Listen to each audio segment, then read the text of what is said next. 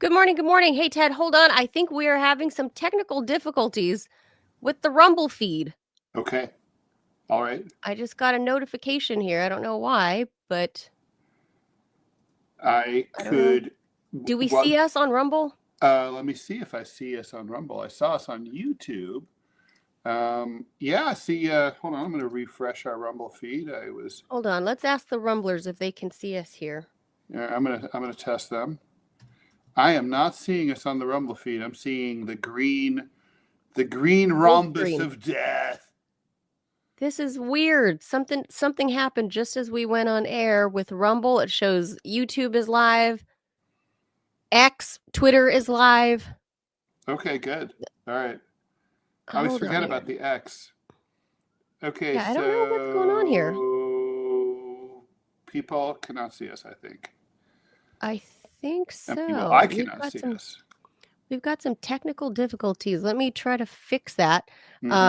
So I'll just introduce, and Ted, if you want to start doing, how about if I introduce and okay, I can just. Oh, you do all of that. I'll do all of that while you troubleshoot. Is that all right? Yep, let's do that. I'm gonna hit the JAWS real quick, and we can. Okay, all right. We can get to it.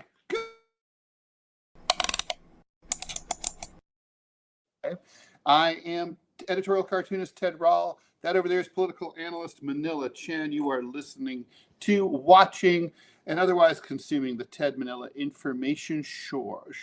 What am I doing? That's like my Long Island accent is kicking in.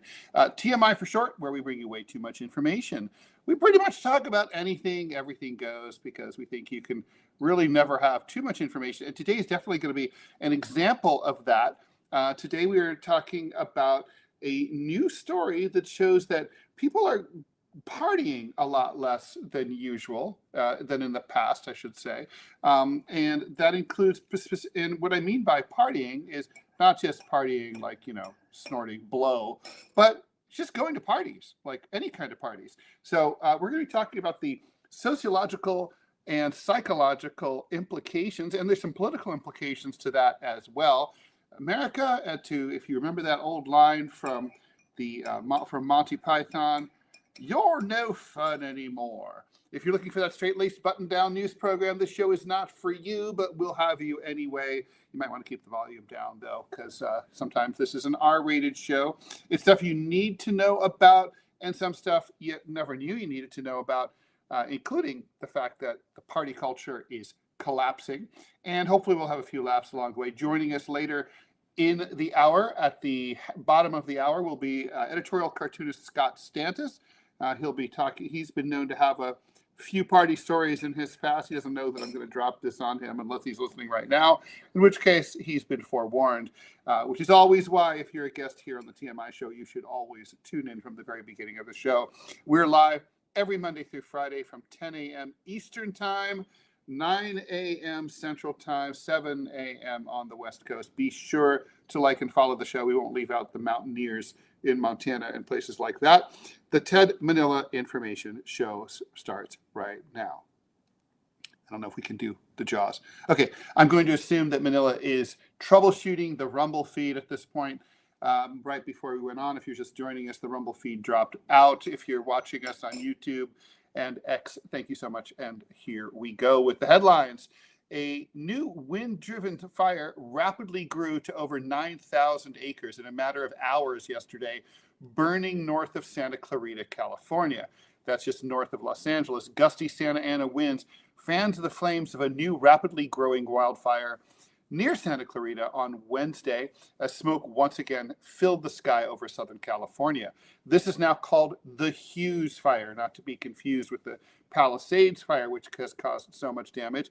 That fire was reported at 10:53 a.m. Pacific local time, and in just 2 hours, it had already erupted instantaneously. It exploded, in the words of CAL FIRE, to over 5,000 acres.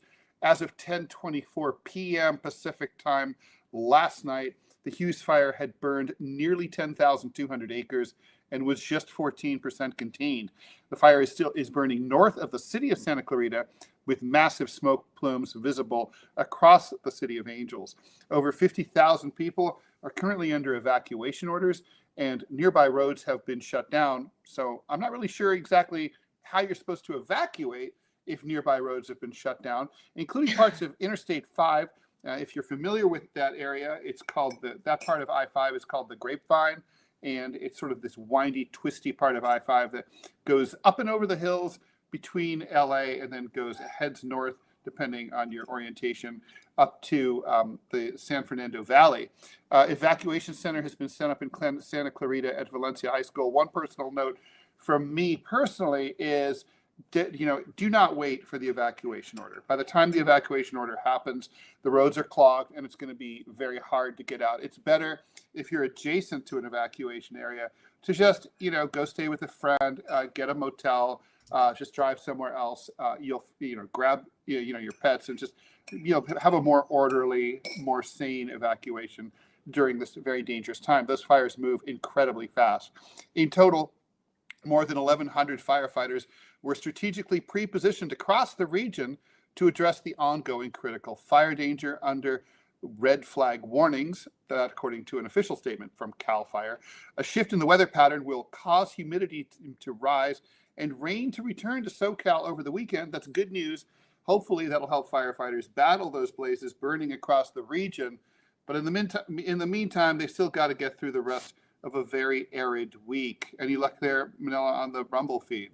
Yes, we are back live. Had to start a brand new Rumble feed, but it's Mhm. I think it looks working on my end, and I think everybody will let us know if it's not somewhere. The coffee crew, as I call them, they're in there. Yeah, we fixed it.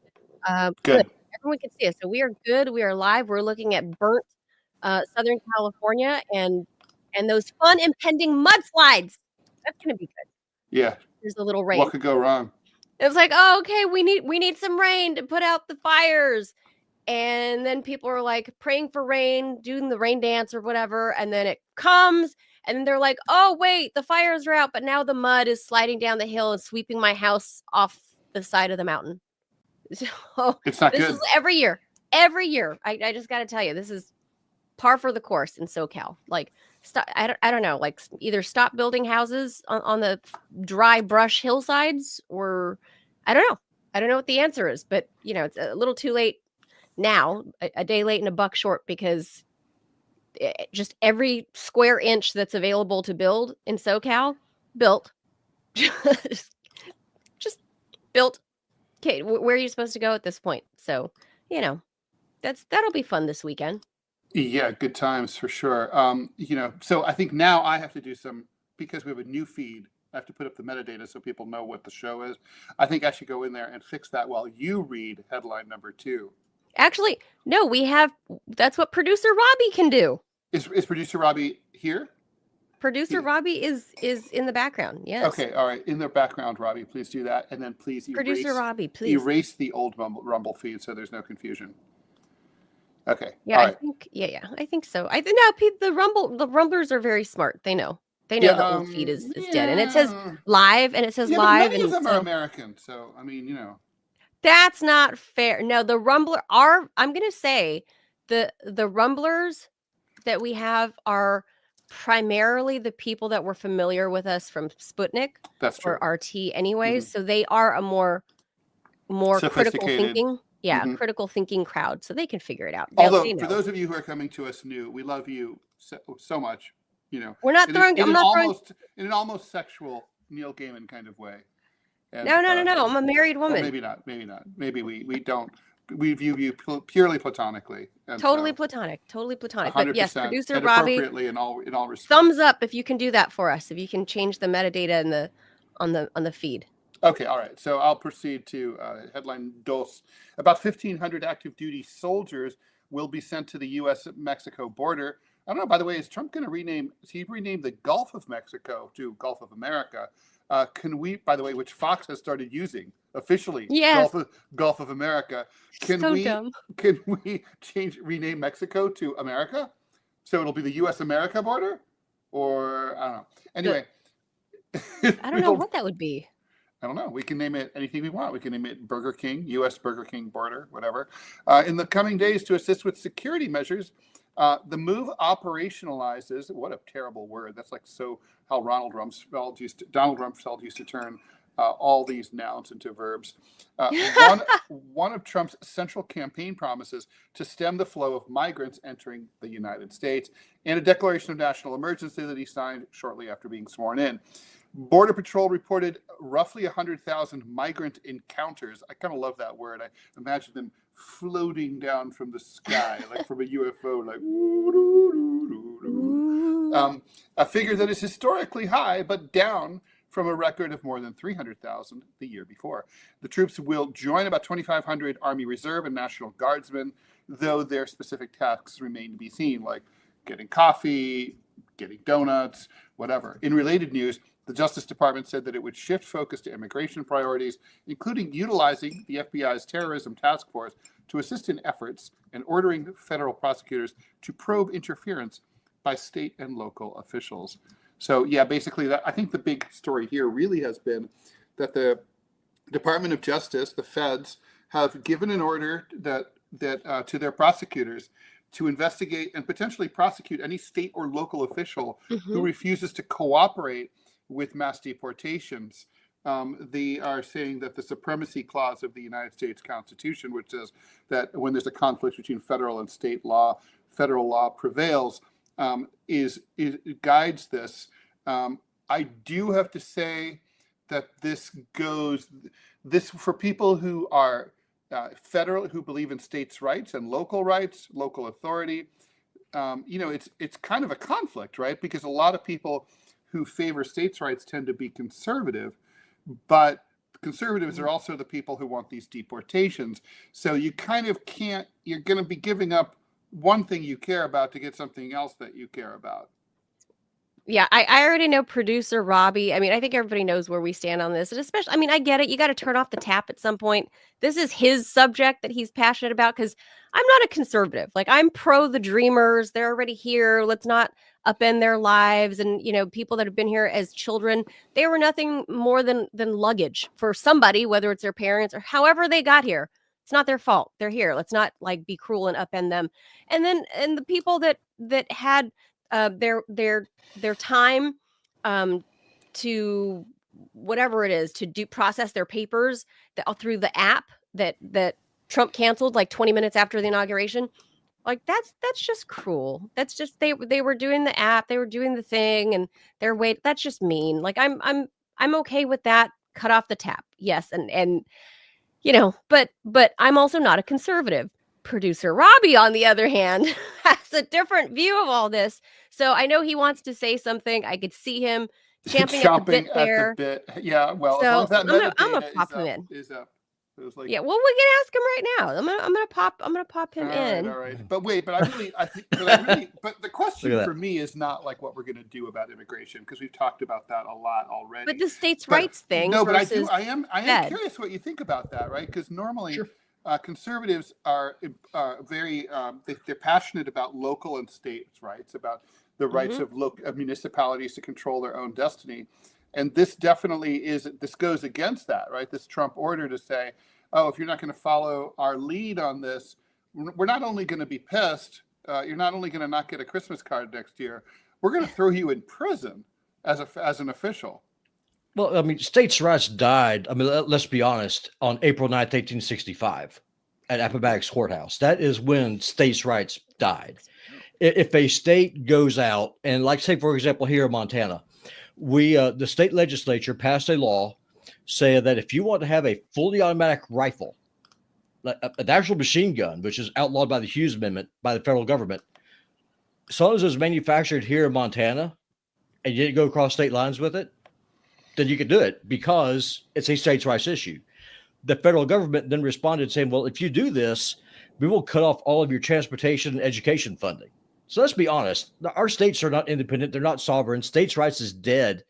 It's been dead for 160 years. Now, so, if Montana, the counter argument would be if Montana felt strongly about the Montanans' God-given right to carry military hardware to Walmart, then they were they were independent and Yep. good, hardworking, pull yourself up by your bootstraps folks.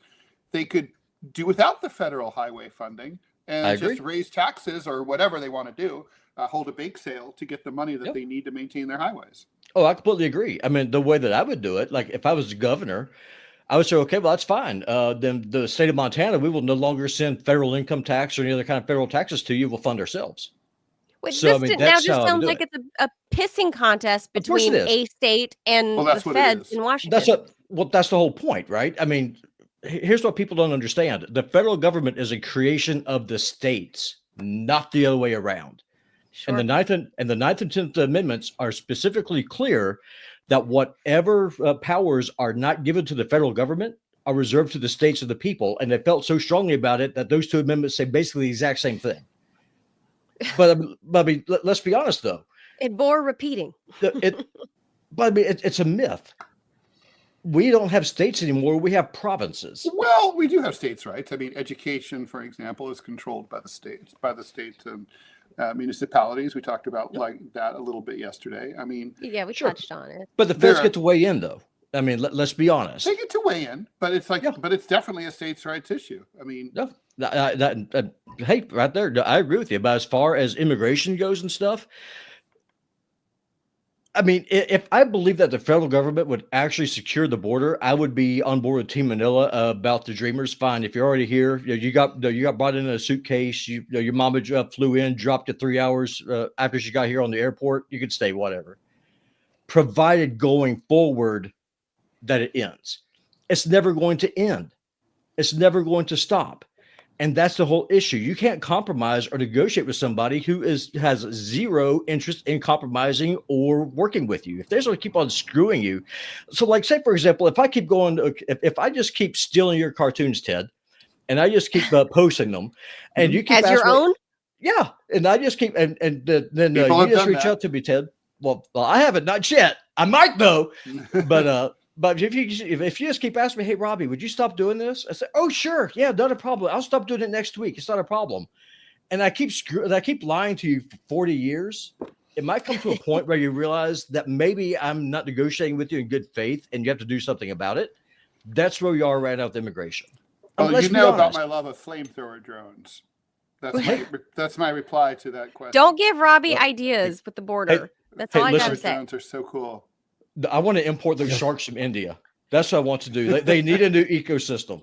They do. No, they're not doing 100% do. And the Rio Grande, the Rio Grande is nice. There's clean water. There's plenty of food. I have no problem with this. All right. We are moving on here. This is crazy. Thank you, producer Robbie. President Trump levied the threat of tariffs against Russia, saying that unless a deal is made to end Russia's war against Ukraine, he'll have no other choice but to issue new sanctions. Settle now and stop this ridiculous war, Trump wrote on his social media site Truth Social. If we don't make a deal, and soon, I have no other choice but to put high levels of taxes, tariffs, and sanctions on anything being sold by Russia to the United States and various other participating countries. We can do it the easy way or the hard way, and the easy way is always better, Trump wrote. No more lives should be lost, all caps. His predecessor, Biden, and allied nations already levied sanctions on Russia, of course, as the years-long conflict continued. On January 10th, Biden and the UK slapped simultaneous sanctions on Gazprom Neft and Surjutne Flegas, two of Russia's major oil producers, along with dozens of their subsidiaries. My take on this, Manila, is that this is just Trump's posturing. Sure. We all know that Trump and Putin are pretty much on the same page about where the Russia-Ukraine war has to end. Russia is going to basically keep the Donbass and Crimea. They're going to get some sort of agreement not to join NATO from rump Ukraine, and that'll be it. Totally. But I think he's just saying this for public consumption. I wouldn't be at all surprised. Domestic consumption. I wouldn't be at all surprised if he called Putin and said, hey, I'm going to have to beat you up a little bit on social media, but, we're cool. We know that they do that. We know that they talk to each other. Of course. It's Playhouse 90. Like, I think anyone that's in the know understands that this is meant to gin up for, support for him as he enters the White House. He's back in the fray, and he's got to be a blowhard and act tough. And he, this is posturing. Like I said, this is like one of those contentious car deals where the dealership, it's the end of the month, they have marks they have to hit, and the dealership really that they want to move that unit. And you found this one special car with all the specs it's perfect, that perfect color of blue you want, the interior, it's everything you want. Both parties want the same thing. The dealership wants to move the unit. You know where you're going to end up. You want to take it home. You want to take that baby home. But both of you are going to blow hard at each other. You're going to tell the salesman, screw you. What do you what, $500 off? I'll take the bus. Right. And then the salesman's going to come back and go, you told me this is the perfect color. Nobody else in the area has this color. What are you going to do? Drive in an hour? Right. It's got somebody. I got somebody on the horn right now that wants to come get it. And both of you are going to fight. And 6 hours later, you're going to go home with that car. That's somewhere in the middle. Meet somewhere in the middle. That's what this is. And Trump is a sales guy. I mean, ultimately, that's what he is. He's a New York real estate guy. This is what he does. So, yeah. And Vladimir Putin is, no dummy, in case you haven't heard. He's not. He is not a dummy. All right, let's move on. Negotiate. Yemen's Houthi rebels released the crew of the Galaxy Leader, that's a vehicle carrier, seized in November of 2023. So they've been in captivity for 14 months at the end of their attacks on shipping in the Red Sea corridor over the Israel-Hamas war. The move by the Iranian-backed Houthis marks their latest effort to de-escalate their attacks following the Gaza ceasefire. However, it came as Trump moved to reinstate a terrorism designation he made on the group late in his first term that was then revoked by Biden, which now sets the stage for new tensions with those rebels. The Houthis said that they let the sailors go after mediation by Oman. Oman is a sultanate on the eastern edge of the Arabian Peninsula, in other words, just south of Saudi Arabia, that's long been an interlocutor with the Houthis. A Royal Air Force of Oman jet took a flight to Yemen early yesterday and took off again about an hour later after the Houthi announcement with the crew, who smiled as they stepped off into freedom in Muscat. Muscat is the capital of Oman. Which I've been. Beautiful place. I have to. I love the Omanis. I love Muscat. I love it. Oman is very well run. It's a very well run country. And it has a beautiful beach. Yes, absolutely. I found it more beautiful than the Emirates. Yeah, no, it is objectively. It's far more chill too. Oh yeah, it's so much more chill. Like it's still natural. Although I heard that's about to change. Really? Going forward, Are they tarting it up? Yeah, I heard they're gonna try to Dubai it up. So I don't know, but that's where these people are. Yemen. Well, gentrification, Ted. It could happen. It's going into the neighborhood. So maybe that's the long-term plan is, why you have to keep upending whatever government is in power in Yemen. And the food is amazing. I got to say, the food is good. That's true. I like Yemeni food. But this whole thing right here, this is like, come on. I'm not saying it's great that these people were in captivity the last 14 months, but look at the condition. Let me take the video back. Like, look at the condition of these guys. Like they were not beaten up. They were not like they're healthy. They're a lot of them were Filipino. They're Mexican, apparently, Romanian, Bulgarians. Like, I'm not saying this is great that they were held in captivity, but even still, you often when you look at, let's say, certain countries versus another, when you have people released from captivity, the three Israelis who were released by Hamas recently, they looked great. They looked great, and they were able to. They literally were well enough to show up to Trump's inauguration, literally the next day. Mm-hmm. Just saying. I got to say that's pretty much the last thing I would have wanted to do. Oh, for sure. I would be like, I have a long date with a bathtub in a luxury hotel. I'd be like, no fucking way I'm going to be used as some ornament for Trump. Op. Yeah, fuck that. I would have just been like international travel. Like, no, just no. No, like, fuck off. I'm with my family, and I want to be at home.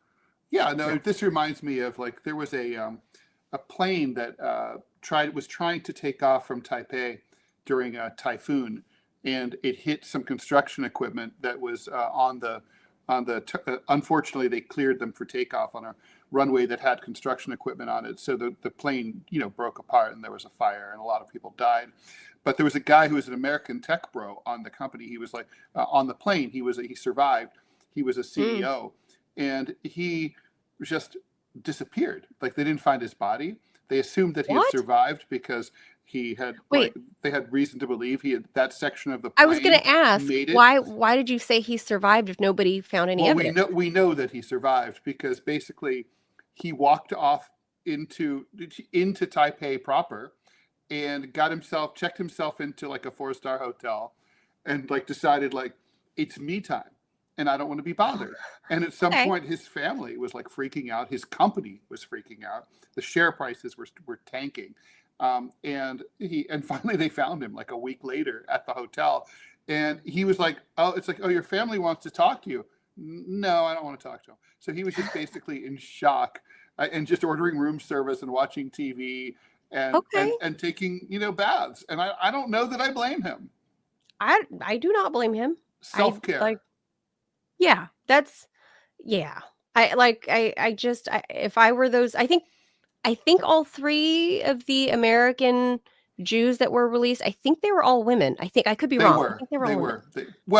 These days you never can be sure. But they identified as women. They presented as. Yes. As we're women. Not sure what they were assigned at birth. That's true. Anyway, they look like they were assigned to be women. I thought they were Jewish American women, and being a woman too, I had been like, fuck you, Trump. I am not going to be there on stage with you. I'm going to chill with my family, and I have a date with a bathtub. A couple months later, sure. Yeah. Not the next day. Literally the next day. No way.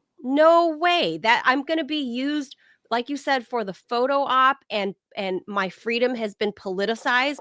No, I don't want that anymore. I want, to be with my family.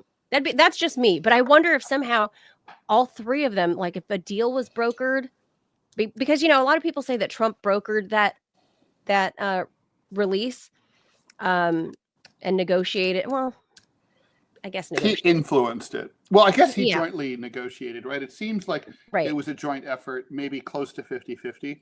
But obviously the outgoing administration took lead, had to necessarily. Well, they had to, right? Because they are the government. And but I wonder if that was part of the deal, was like, hey, we get them released on such and such date, right? Just like you and I talked about with the whole Carter-Iran hostage release, Carter versus Reagan, and they held him.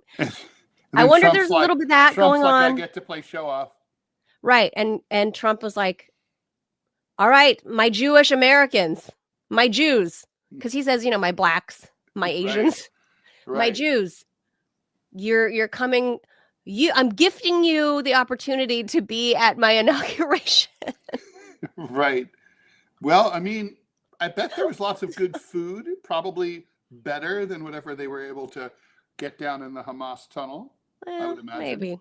By the way, did you see that? And we do have to get to our last headline. But did you see the footage of Hamas post ceasefire? Hamas is re-patrolling Gaza. They're in brand new spiffy uniforms. They look really great, clean shaven, looking kick-ass, and they're driving around in brand new trucks, all spick and span and clean. Toyota Hilux. Yeah, exactly. And it's like the they like the Forerunners and the things that look like Forerunners. They really do. Toyota Land Cruisers. Yep, that's their thing. But I don't know. Those are really expensive these days, Ted. So everything's I think the Land Cruiser's shiny. Out. There's no dust on their boots, and it's kind of like, okay, so wait, so you fuckers have been living underground for over a year. Like, where have you? I mean, you look pretty good. It's kind of like mysterious. The only thing I have not seen those pictures. They look fucking great. The only difference is that a lot of them don't have computers anymore because the internet's down because the Israelis have blown it up. But like, so I thought you were going to say because you're afraid it was going to blow up on them. The other thing that's just like we talked about would happen is now happening. We did predict this, that like all these refugees are going back to their to the pile of rubble where their house used to be. And I'm like, so what are they going to do? I mean, they don't have any money. They have no account. Even if they had a bank account, there's no way to access it because the bank is gone. The UN has a great refugee program, I guess. I don't know. It's 2 million people. I mean, I'm joking. That's sarcasm. Yeah, no. Okay. All right. Let's move on here. One last story before we get to our main topic. Yes. Saudi Arabia's crown prince said earlier today, that the kingdom wants to invest $600 billion in the U.S. over the next 4 years. This came after Trump earlier put a price tag on returning to the kingdom as his first foreign trip. In other words, Trump's like, I'll come to Riyadh, but we're going to need $600 billion in investments. Trump's 2017 trip to Saudi Arabia upended a tradition of U.S. presidents first heading to the UK as their first trip abroad. It also underscored his administration's ties to the Gulf states, as his eponymous real estate company has pursued deals across the region as well. Comments from Crown Prince Mohammed bin Salman, who was busy washing his bone saw at the time, reported early today by the state-run Saudi press agency, came in a phone call with Trump. It marked Trump's first call with a foreign leader since his inauguration. The Crown Prince affirmed the kingdom's intention to broaden its investments and trade with the U.S. over the next 4 years in the amount of $600 billion and potentially beyond that, the report said. The readout didn't elaborate on where those investments in trade could be placed, most of them with Clovis, I think. The U.S. in recent years has increasingly pulled away from relying on Saudi oil exports, which was once the bedrock of their relationship for decades. Saudi sovereign wealth funds have taken large stakes in American businesses while also looking at sports as well. And even though the kingdom of Saudi Arabia is bloodthirsty, woman-hating, gay-hating, and pretty much as repulsive and repugnant as a government can be, here on the TMI Show, if you guys want to buy the show and put us on salary, we'll take that money. Totally go on Saudi TV. Totally. Yeah. And we'll say nice to every Mohammed bin Salman, MBS. We'll always talk about MBS. Hear us out. We love you. We won't talk about the bone saw too much. Or we'll say it's the best bone saw. The shake bone saw. You have the sharpest. That's the B. That's the B. That's the B in MBS. The extra B is Mohammed bone saw bin Salman. That's the B. Yep. Brother, hear me out. I heard you're expanding your influence chop in the as U.S. many heads off adulteresses as you want. Have as many wives. He has several wives, lots of kids. Well, that's legal. Look, it's only a as Muslim legal. man's obligation, right? If you can afford it, you're meant to. If you can afford it, I was going to say that's the catch: is you can only have as many wives and children as you can financially bear the burden for. Not to mention that you can withstand psychologically. Well, I think they have their own quarters though, so that's the best part. Man. I think for both parties. A lot of the wives do. They have their own quarters. Would pay not to have 4 wives. Well, yes, but if you have your own quarters, you have your own private quarters, and then your shared quarters. Each wife has their own private quarters. That's totally that's how that thing. works. And apparently, it's kind of like Big Love, right? Like they know each other. I've never seen that. They help each other out. They can that part watch I do each know. other's kids and stuff like that. Yeah. Like, I'm going to go walk my cheetah. Can you watch my kids? That is a thing. If people don't know, it's really a thing. Well, you know, when the cheetahs get the zoomies, look out. If they pull, well they look, go I want to know, hour, right? Ted. I want to know where the $600 billion will be invested, because obviously I'm hoping some of it comes this way to the TMI show. Yeah, just a little bit. But where do you think it's going to go? 1%. Yeah, totally. Where do you think it's going to go? Where's the 600? Obviously, it's trying to. Why does he need to try to curry influence with Trump? Tech and energy, right? Obviously. He doesn't need to curry influence with Trump. It's like he's tech, energy, education. They like to have influence in universities, research facilities. Well, so we're going to have a bunch of their. They're going to invest in OpenAI, all that kind of those crap. Schools. Oh gosh, what's it called? I'm having brain farts this morning. Too much partying in the 90s. I'm moving to the next topic. So true. Do we have our guest ready catching up? Oh yeah, our guest is there. Is he chomping at the bit? Yeah, he's there, ready to rock. And All we'll right. explain. We'll right. explain why we're saying this, guys. It's like Sit I want tight to rock and roll and party every day, all night. all night long.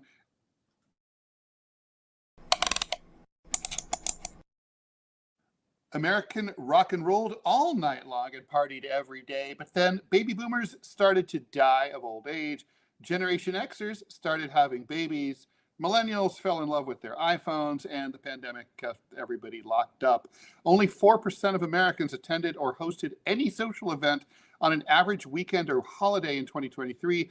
That, according to the Bureau of Labor Statistics, who knew that they kept track of such things? I didn't know that. A 35%. Did you know that? I did not know Before that. this article we read? That is a 35% decline since 20 years earlier. In the high times of partying during the invasion of Iraq in 2004, we were all partying then. Party City announced that it will close after years of crappy sales. Teenagers are engaging in markedly fewer risky behaviors than they used to. A major cause is that teenagers are having fewer parties. After the Spanish flu pandemic, Americans raged through the Roaring 1920s.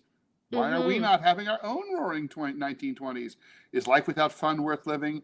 We're going to ask if ennui and angst are driving our politics and whether we'll ever do things that we'd regret if we remembered them ever again. Scott Stantis is joining us for this. He's the cartoonist of the Chicago Tribune, creator of the comic strip Prickly City, contributor to Center Clip, winner of the Sigma Delta Chi Journalism Award, and the co-host of the DMZ America podcast with me, Ted Rall. Scott, as always, thanks for joining us here. Hey, thanks for having me. Thanks for inviting me to the party, man. Most importantly, party animal, Ted. You forgot to give him the proper titling. Well, I party happen to animal. know that Scott Stantis does know how to party. I know that to be true. Yeah, there are stories. There are stories. Besties. That are best left undiscussed.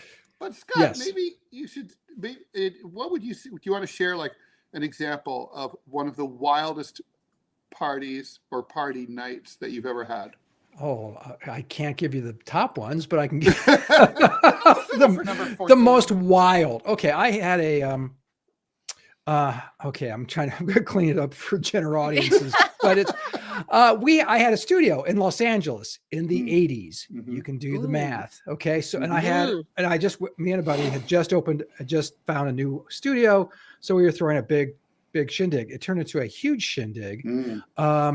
There were some, how can I put this, accelerants that were consumed during the party. The party broke up at 9:30 in the morning. Just that's the kind of party. And what happened was it all ended up going to a Denny's because, as they so often do. That was the thing. Greasy diner. We all did that in LA. That's what we do. Is important.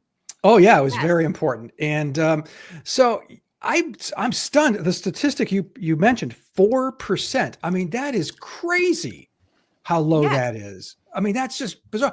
And I think there's a couple of factors. First off, okay, you had the pandemic, so everyone, sequestered themselves. You have helicopter parenting. So you said teenagers are doing much less dangerous behavior, although I'm not sure what dangerous behavior is. Lame. Well, I know. obviously It really is. They're talking about drugs and over drinking. In sex. Or like a lot of sex. Yeah, maybe sex. And lame. by the way, Lame. it's so lame because here's the thing. I mean, a statistic you did not mention has come out in other stories is that the younger generation is having far less sex than that's true. And yes, I'm going, what is wrong with you? Yeah, literally people in their 60s are having more sex than people in their 20s. Like now. Yeah. Not the 1960s, but people who are literally 60 years of age or older are boning more. Or being boned. Yeah. Well, I've got a couple. I mean, so I'm at the tail end, right, of Gen X, at the borderlands of the millennials. I'm a little too old to be. Yeah, you're I'm on the cusp we're baby. both cusp kids. I'm an old cusp kid. I'm Right. as old as you can possibly be and be Gen X. Right. And I'm at the other end of that. So what I'll say is I was the last group of kids that lived a life pre-smartphone, pre-social media, and thank God, because I look back now to the late 90s and the house parties that we were at and the things that we did. Shotgunning beer cans, keggers, all of that, the raging house parties, like, and God knows, the different things that we lit up to inhale. Thank God it wasn't documented by somebody's stupid smartphone, that our living in the moment wasn't being stolen by electronics, that our actual experience, our lived experience, was an actual lived experience, not meant for TV, not meant for social media, not meant for sharing outside of, the people that were in that room or in that backyard or in that den. It was meant for us, for the dozen or 30 or 50 or 100 And you don't plus. have to worry this is about LA. your future employer, like, Yes. finding out. And I think that changes a lot of the dynamic for the kids being so freaking lame today, that they don't have. I mean, we had house parties in the 90s in LA. Every weekend, somebody's parents were out of town and somebody was hosting a party. Oh, sure. People don't do that anymore. No, they don't. Yeah. No, Manila, let me ask you this. Ted and I, in our other lives on DMZ America, have talked about one of the topics we've brought up, and actually has gotten a lot of pushback, is if you could go back in time and kill social media in its crib, would you do it? Ooh. And the internet. Internet. Not really the internet writ large. Really? I just think the whole I'd kill thing. The whole thing. Here's my. I'd do it. I would do it. Yeah, here's my reason. Because we've seen both. Yes. And obviously the internet has a lot of advantages, but I think we can fairly assess, like, it hasn't made us smarter. Which was better? No, because damn sure. Because of my age, because I'm right at that perfect delineation between analog and internet kid. I'm not native to the internet, but I remember, learning about what the internet was while I was still young, right? Before I was like a full adult, before I was 18, the internet became a thing. So I have a good grasp on what life was like before everybody got before it proliferated and became the new life. It became life. It has substituted for real life. That's and well said. I think kids that are younger, like the young millennials, and certainly now the Gen Zers, we've seen so many reports of how social media and the internet has poisoned their brains, has poisoned their self-image, has caused them depression. And I'll tell you, man, you get out there and you do a couple keggers, you smoke a couple joints, you go to the beach.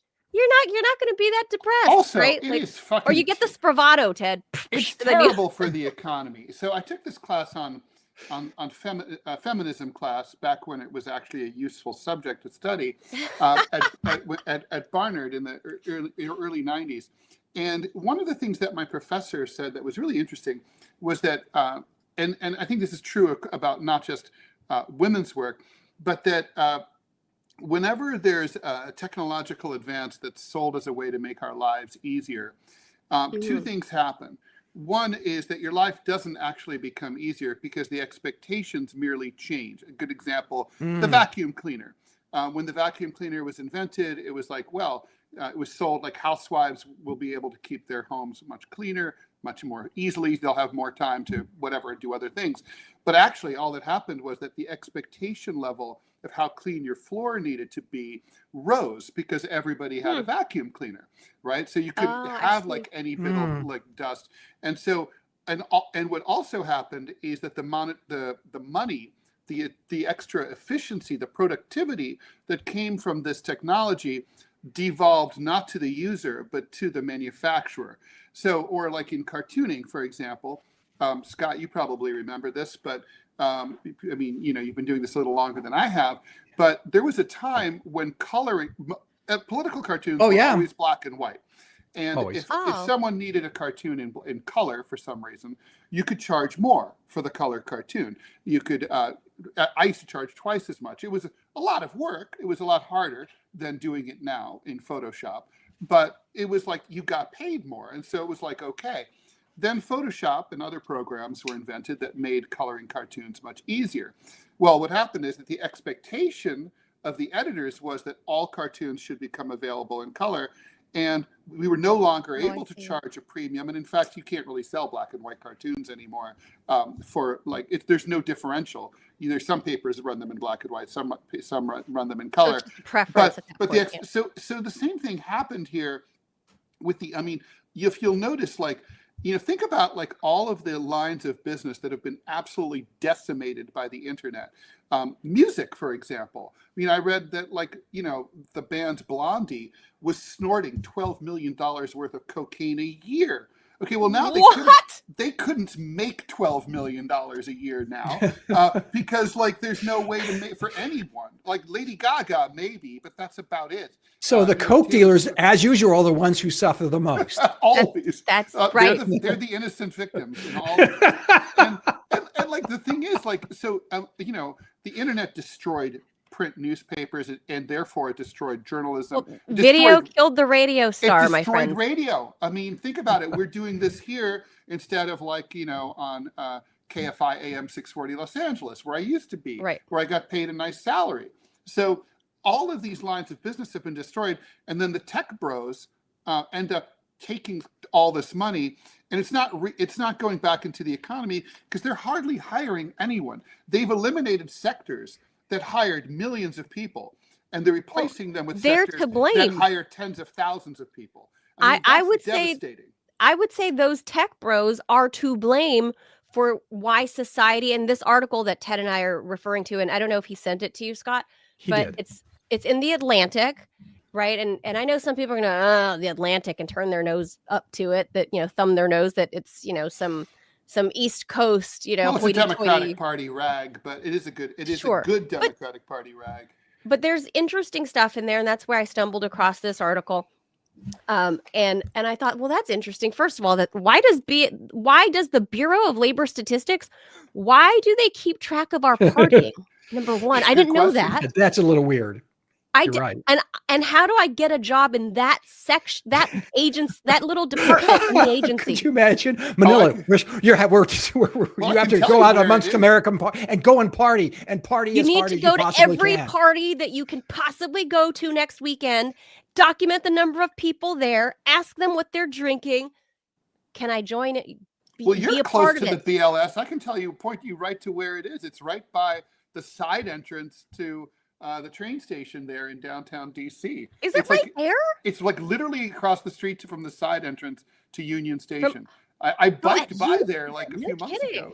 Yeah. Well, so look, first of all, I really didn't know that was a thing, that we kept track of people's partying behavior, but I guess it is reflected in Party City of all things, going out of business, right?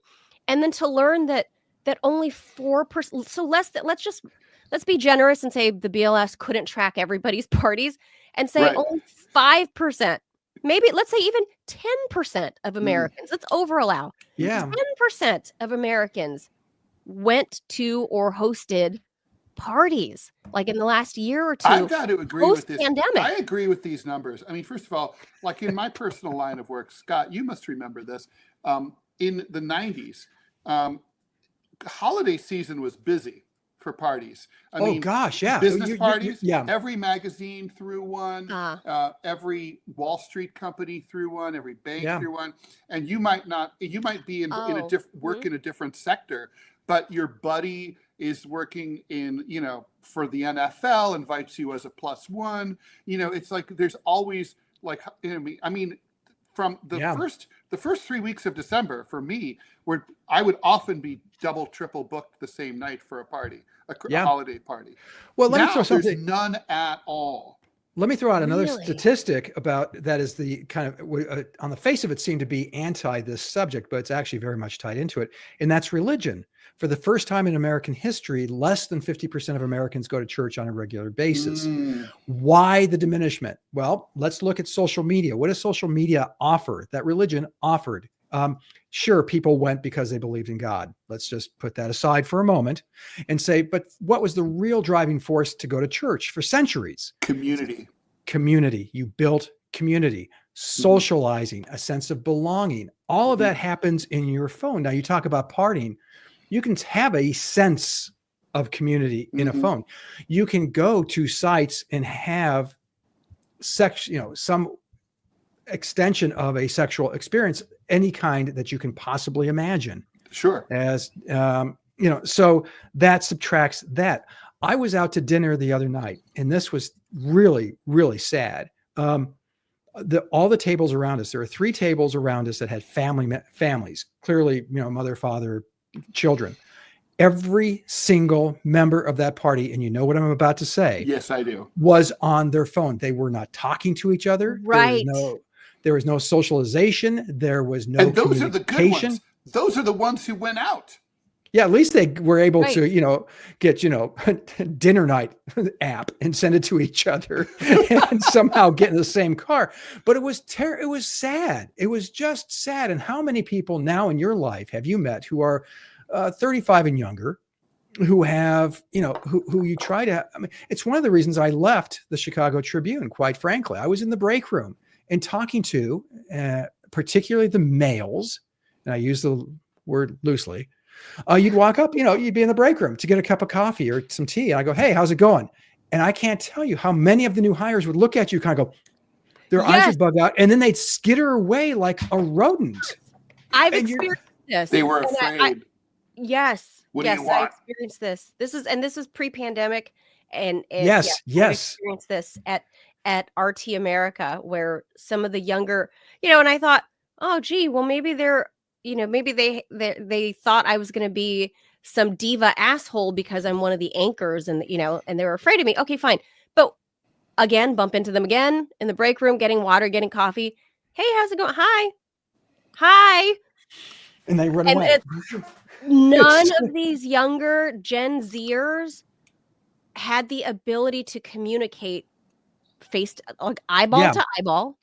And I blame they have no problem smiling and snickering and laughing to themselves while they're on their phone in the break room looking at their phone. But the moment I said, hey, so-and-so, how's it going? And this same response.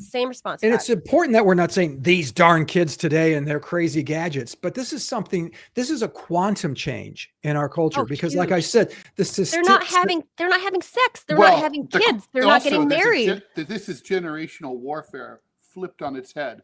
For millions of years, every generation looked at the younger generation and said, turn down that fucking loud music, calm the fuck down, quit fucking as much, quit drinking as much. And now for the first time, olds are looking down at the young and being like, Jesus Christ, go outside. You guys are boring. Do something, break a law. Go grab a fucking bong or something. Go, come on, man. They're doing that. Be 18 and don't pay. Do something. Be 20. Do a dine and dash, right? Be a kid. Be a teenager. And they're not doing that. And that is all part of socializing. And I don't mean socializing like partying. I mean it. The socializing is now in the virtual space. Yeah, but that's. And it's and it makes sense. Horrible. For example, just taking dating as an example. I mean, it's obviously, we all remember the bar scene.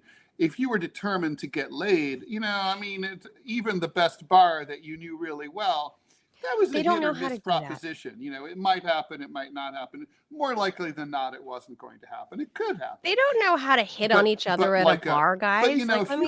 But with the right app, it's almost a 99% certainty that you're going to be able to find someone who is going to be into you and maybe even fits certain parameters. That's the thing. Exactly. They want the security through an app versus the thrill of approaching a pretty girl or whatever. Or if you're shot down, okay, you're shot down. But it makes you tough. But it's systemic, right, Manila? I mean, let's just say you yourself as an individual 26-year-old decide I heard the TMI show. Those old fucks on there, they're right. I'm going to break the mold. I'm going out to a bar tonight, and I'm going to rage. For it. Well, you're there by yourself, okay? That's right, because hardly anyone's there. So that's the problem. You can't. This is like when people say, liberals say, well, if you start recycling, make your own app.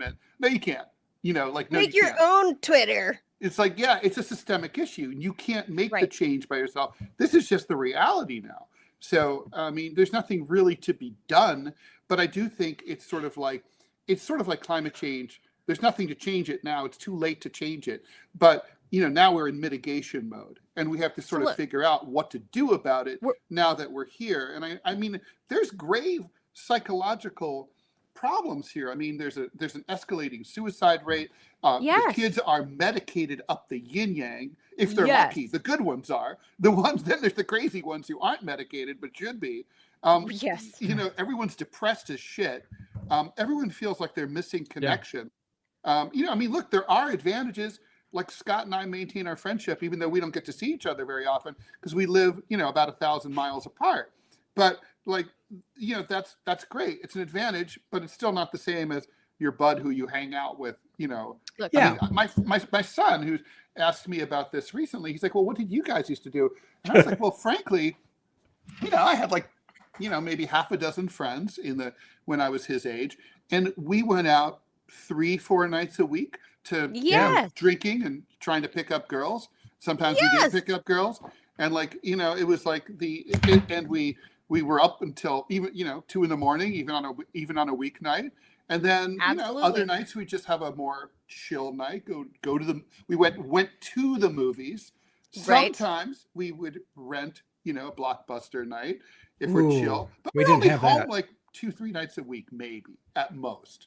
Yes. Always out buying records at the record store, going to the record store, coming through the records, talking to the record store dude, and and trying not to be shamed, and asking about talking what's to new and cool. everybody. That's the thing.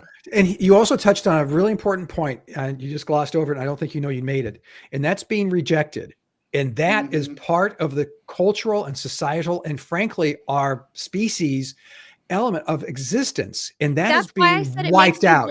It makes you spoken boys like tough. A Republican. It makes like you tough. So you're not this snowflake, because life is gonna reject you. Life is gonna chew you up and spit you out in real IRL, in real life.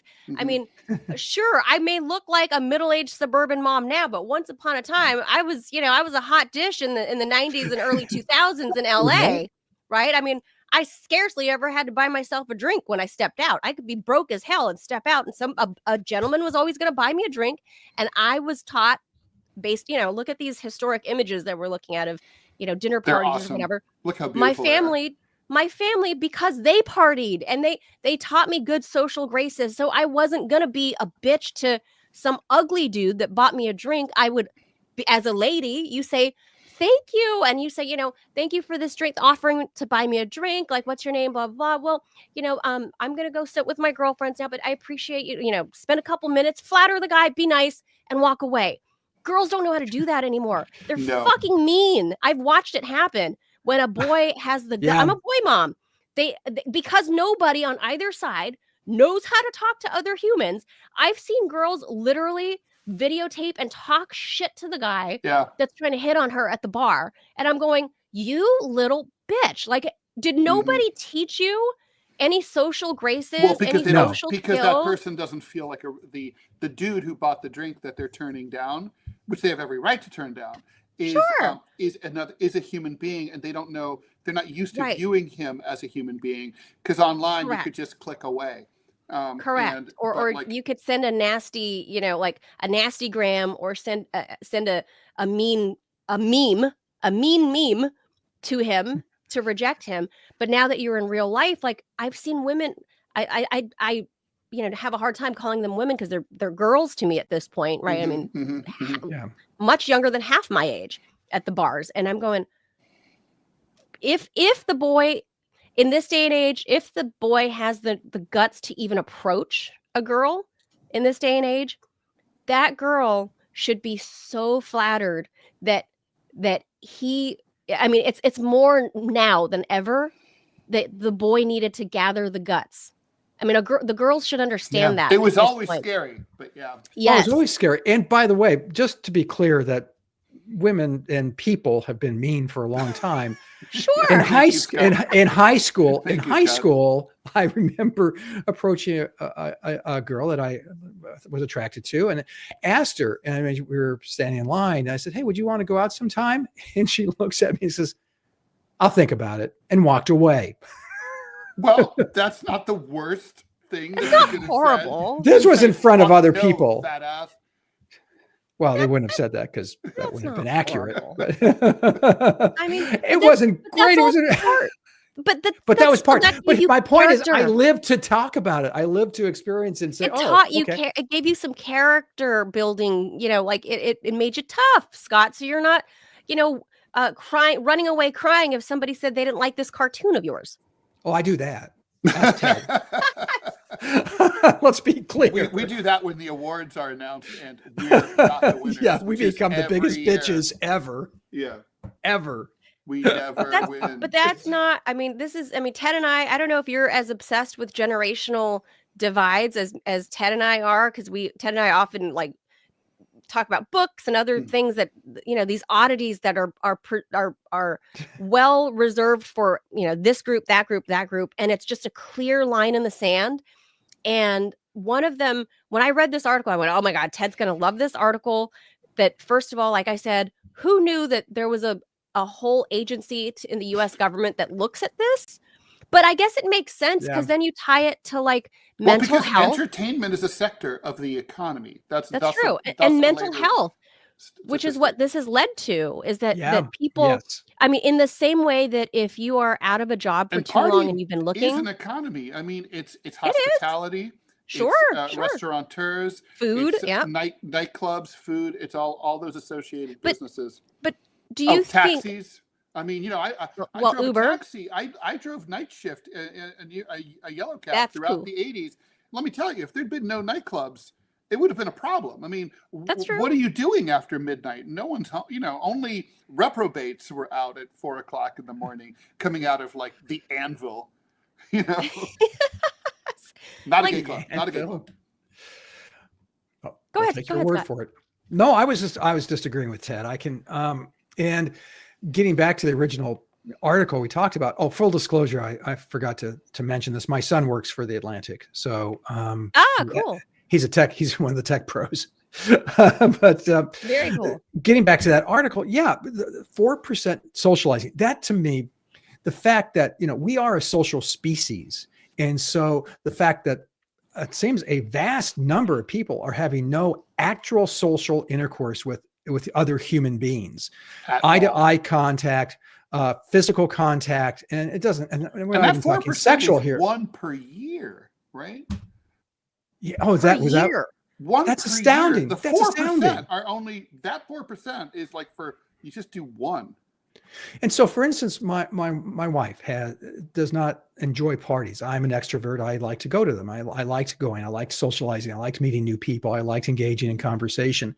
It was hard for her, but because that was what was available to her as someone of the same generation, she sucked it up and she went and she socialized. And God bless her. She's an amazing person. I never understood her reticence to that, but that's a different podcast altogether. Going forward, we're faced with two choices, really. We deal with it. This is the new reality. And as fossils, we go, well, you darn kids. Or do we do what Australia did, which made it illegal, put an age limit on social media? That is, you had to be, the new law just instituted down there recently, you have to be 16 years or older to go on social media. Assuming that they can enforce it. I don't know. 16 is still old. young. It is. Yeah, still young, I think. because brain development doesn't end until your 24th or 25th year. That's why Yes. I've always had issues with legalizing marijuana for people 18 years or older, 21 or older. It should be, because it has, now studies are showing that marijuana has such a profound effect on brain development. You shouldn't be able to, probably shouldn't have, or you shouldn't be smoking it until you're about 25. That's about when I stopped doing it, Scott. Where in California were you inverted? Where in California were you raised? Born and raised in LA, and more Which on part? the east side, where Whittier borders East LA. So I know that part. I have family and friends there in Whittier. Low riders back then, and there were parties on the street. I'm not even kidding. Like, cruising Whittier Boulevard was a thing. That in and of itself was a street party, right? Everybody showed up looking with their with their great big 90s cha-cha, Aquanet hair, and your car shined up, the boys, polishing the rims on their cars and their lowriders. I mean, even that is a social activity that people don't do anymore. I mean, you're just cruising down the street and everyone's catcalling each other car to car. I mean, just like, hey, nice rims, like it was just a thing, but that was part of like socializing. And I feel like as we look at these images from like the 1960s, like a house party in the 1960s, number one, man, we don't dress as cool as we used to. We do not. Look at this. Look what's happening. What's happening here? That's the orange game. You pass it between. Oh, there it is. There's the orange. Okay. I didn't see the orange. I thought, are they necking? But no, that wouldn't have been normal in the 60s. But this is, I think part of the reason that people can't negotiate with each other anymore. They can't figure out, how to make their marriages work. They can't figure out how to keep real friendships for any length of time, is because we aren't doing this. What we're looking at here, we don't have enough of this. And it trickles down to, I mean, God, what's going to happen, guys, 20, 30 years from now when we're, gray-haired old fogies in the home, and I don't know, President Dude Bro, whoever it's going to be, doesn't even know how to negotiate. Baron Trump doesn't know how to negotiate with, I don't know, whoever's in Russia at that point, 30 years from now. Like because they've never had to talk or communicate or, see eye to eye, mano a mano. They don't know how to do it. So what happens to the world other than the tech overlords become the oligarchs of the world? Is that what we're headed to? It's a good question, right? I mean, if you think about someone awkward, like forget about Elon Musk, who's super awkward, but imagine even like a Mark Zuckerberg. He's pretty awkward, but he's not crazy awkward. I wouldn't feel as good about him going into President Zuckerberg in a potential nuclear showdown with China.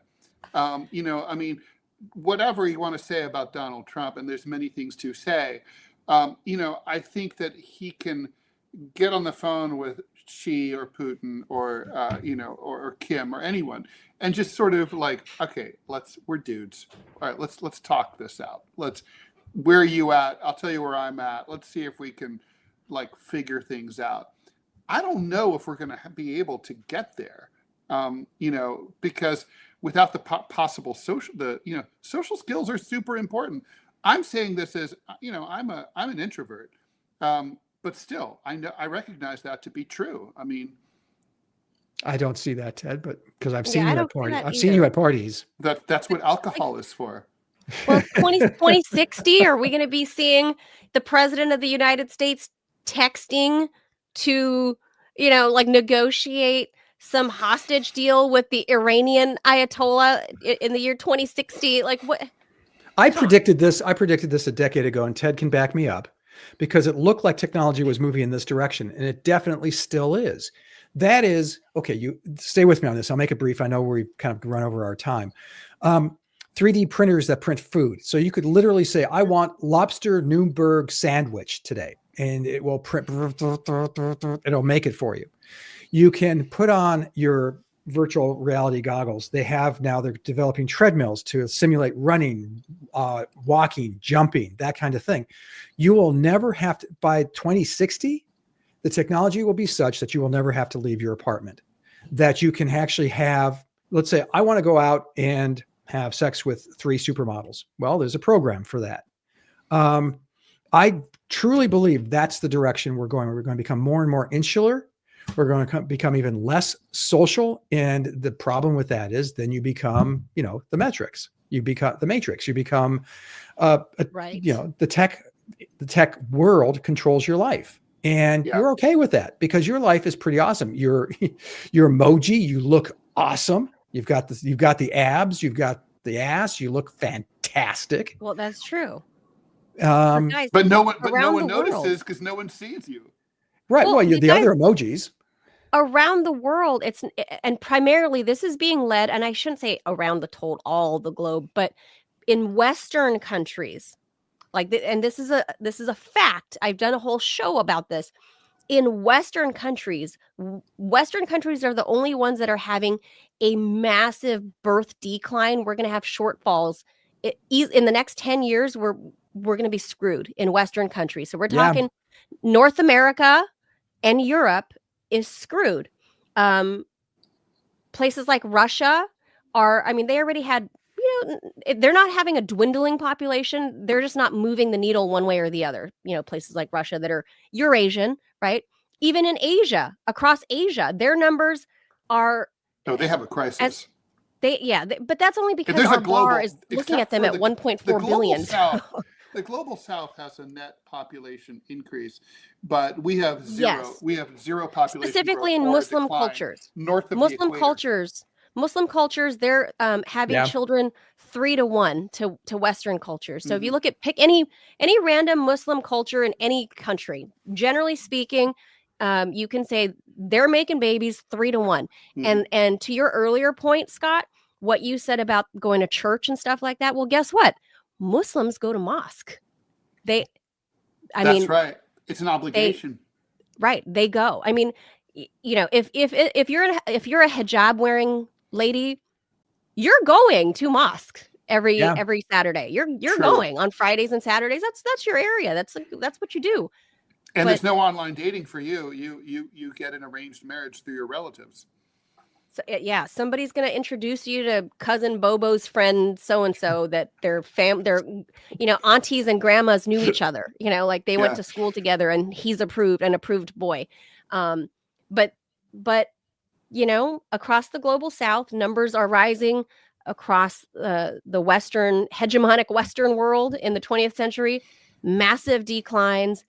And in the browner, the culture, they still do the parties. They still do, the dinner parties and it could be. And by the way, it's not a party unless it's 10 or more people.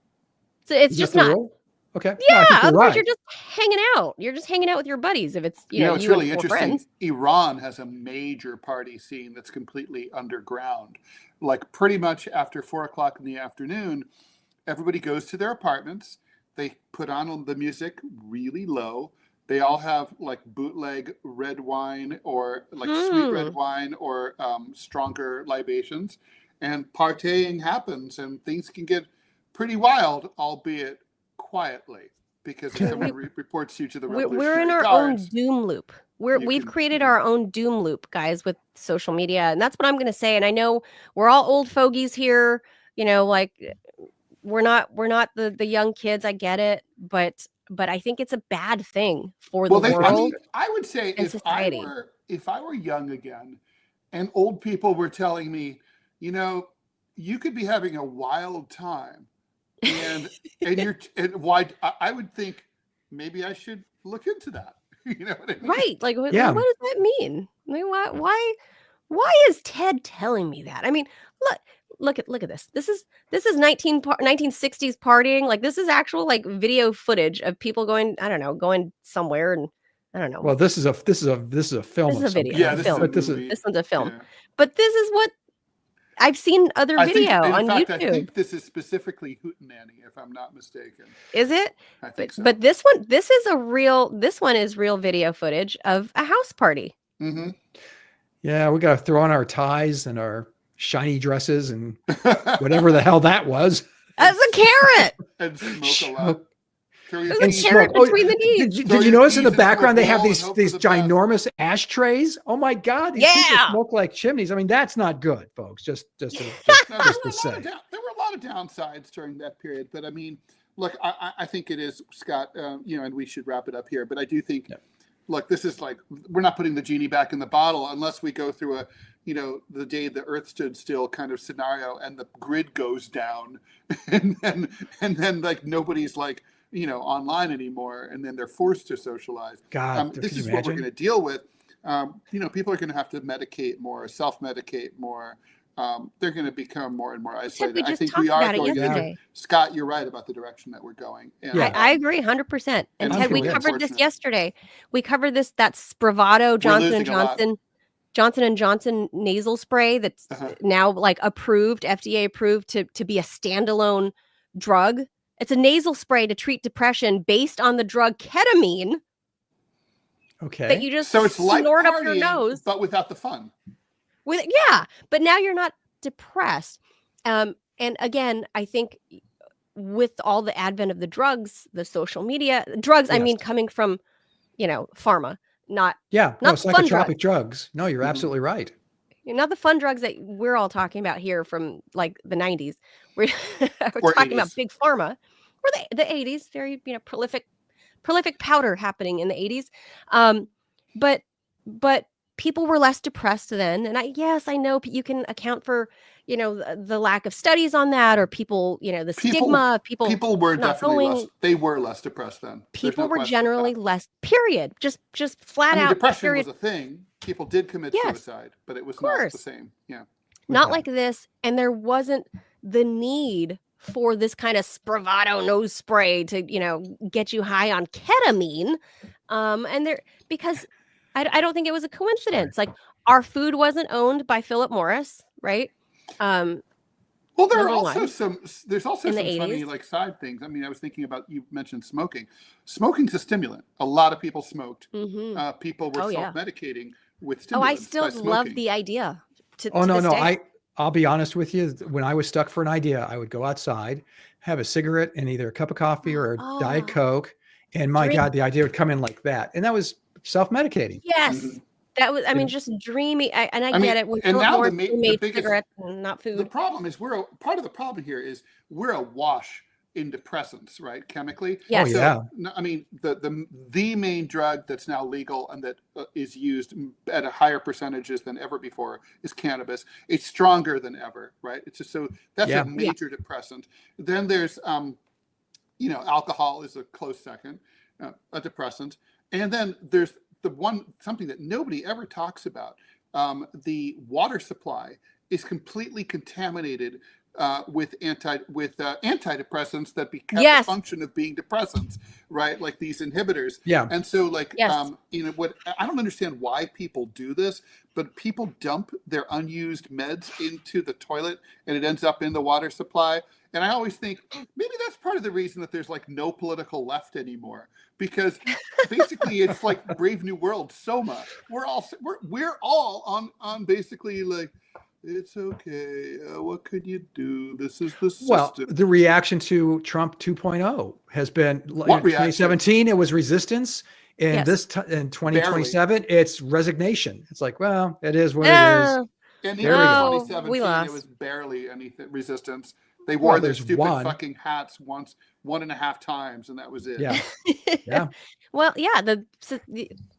People became big wusses, and no one has the resilience anymore to do anything, and everyone's complacent and can't talk to each other. And like I said, I just thank God I didn't grow up now. Like, I'm Yeah. not growing up now. Thank God I grew up in a time pre-social media, pre-phones, where we can live. We did live in But that let me moment tell you, Manila, it's a with those certain kind friends. of hell. I think of that scene in Brave New World where the replicant says like, "Oh, the worlds I've seen, the things I've seen." Like, when you've been to the wild parties now, and the people who are now in Oh, you their mean Blade 70s. Runner? Yeah, Blade Runner. Like the boomers, right? Like the people who are now in their 70s. Oh, the parties that they saw, and like for us, we got there. You saw more than I did, and I still got to see something. And Manila, you caught the tail end. But I like did. for all of us, it's kind of like it's such a bummer to be around now because we know What a what's been bummer. lost. So Yeah. if you're 35 or younger out there, go have sex, go hang out with a bunch of people, Seriously, be stupid, have fun. put your phones Unprotected away. sex Put while Yeah. high and drunk. Oh my God, please just be in your 20s, socialize and learn. Hit on a girl, guys. That's all I got. Go hit on a girl, and girls. Any girl. I can't tell Any any random girl, girl. Well, even if in you an don't Not appropriate at mean work way. though, you'll be killed. well, that's true. But go to a bar, go hit on a girl. And I got to give that advice to the young girls out there. Don't be a bitch. Like, don't be a bitch. I was to just them. thinking about this the other day, my very first day of college. Very first day. I'm sitting at the bar sawdust on the floor. Drinking age is 18, right at that time. And I see these like 12-year-old girls like drinking up a storm at the bar. So I asked 12? I asked the barkeep, who's like has a huge fro. She's like 40 years old, and I'm like, aren't they a little, a little young to be drinking? They look young. And she goes, it's New York fucking City. They're old enough to pay. They're old enough to drink. Yeah. Yes. On that note, she comped me a couple of drinks, and then she took me home for the night. So that's what it was like. Whoa, Dad. Yeah, that's what it was like. Well, that's what's been lost in American culture. And I wonder, I have to put this out there to the viewers. If you're watching in a foreign country outside of the US, please leave us a comment. Let us know, please. Like I think we're all curious to know. Do you guys still host house parties? Is it a normal thing? I know everyone does dinner parties like that. So I'm not asking about dinner That's not parties. the same thing. Not the same. I'm asking about a house party. Do you guys still have house parties and host, at any age where you just gather your friends from work, from personal life? Right. Do you guys still do this in your country? Because the US, as you can see, we don't do it. And musically. Rock and roll. He's not rock and roll. The podcast that never ends. True. Sorry. I'm just going to make the argument here that the demise of rock and roll contributed to the demise of party culture. When Billie Eilish can be a draw, I'm sorry. That's what I mean. I'm sorry. That's the you death just of don't American get music. it, man. It's not the same thing as putting. I've been told that. I made fun of it in my comic strip, and No one one of the gets editors at my syndicate said, "Oh, you just don't get it." I go, "No, I totally get it. I understand boring. I do. I understand unimaginative and young music should be exuberant and fun and exciting. interesting. And this is just and not melancholy, fucking melancholy David music. Bowie David Bowie could not have a career today. That's all I got. Yes, Bowie's one of my favorite musicians. Could you imagine Van Halen would not? You'd never hear of him. True. Bon Jovi. He would not have a career today. Springsteen would have no career today. So music replicates and is, I don't know who influences who, but Billie Eilish is, is there any other word than melancholy? Like, and the music I'm sorry, hip hop, it's boring, it's slow. It's not. Everyone's give me mumbling. some Wu-Tang Clan. They're mumbling, It's not. Yeah, it's not. Well, it's Bad not Bunny has Enemy. 3 top 10 hits this week. Yeah, it's just a different environment and expectation and what they're saying.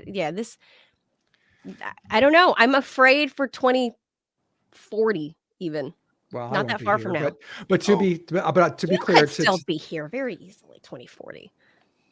Ooh, this is 2025. I know. I really hope not. Yeah, 15 now? In my 80s? No, thanks. Yeah, 15 years from now? Sure. No one needs that. No one needs to see that. Yeah. Hey, listen, talk about partying. My grandson's coming over. So he's 1 year old. Go party. That's a new kind of party. Go enjoy. Let me outro Scott here. Scott Stantis is the cartoonist for the Chicago Tribune, creator for the comic strip Prickly City, contributor to Center Clip, winner of the Sigma Delta Chi Journalism Award, and the co-host of the DMZ America podcast. Scott, party animal. Thanks. Bye. Party animal. Thanks. See ya. Love you guys. Talk to you later. Bye. Bye. All right. And we should wrap it up. That's a great, I think some good points. It was nice to have like a social conversation about society, Ted, and people, if you don't believe us, this is not just me and Ted pulling random shit out of our ass. This is a real article from The Atlantic, and they quote statistics that really exist. Mm-hmm. So please look it up and do something about it. I guess people in mine and Ted's generation, we still hang out, I go to house parties. I'm not lately, I've been ill, but generally speaking, I go to house parties. I go to dinner parties at people's homes, not at the restaurant, Dinner parties are nice, and it's a different experience than going to some party that starts at 8 or 9 o'clock at night, where it's all about drinking and loud music, and, possibly take it from 2 middle-aged and possibly waking waking up here next to someone who you don't recognize from the night before. That's right. Take it from 2 old fogies here from 2 different coasts.